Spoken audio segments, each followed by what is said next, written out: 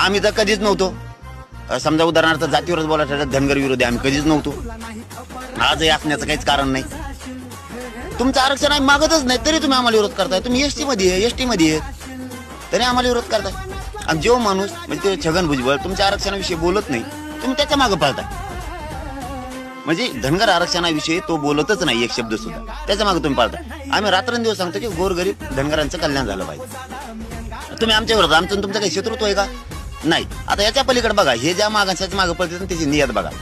बीडमधून एक घोषणा झाली होती आता.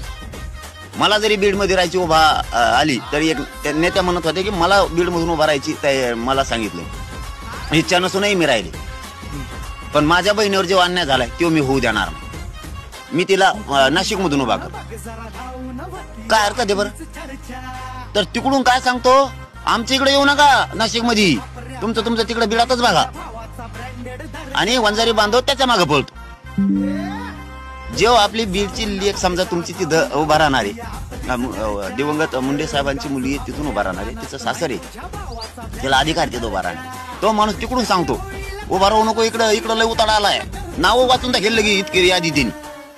आणि तुला वंजारी बांधव सभेल जमतात का? इकडे बीडच्या धनगर बांधव सभेल चालतात का? तुला मतदान घ्यायला चालतात तिथले प्रॉपरचा वंजारी बांधव त्याला चालतो. प्रॉपरचा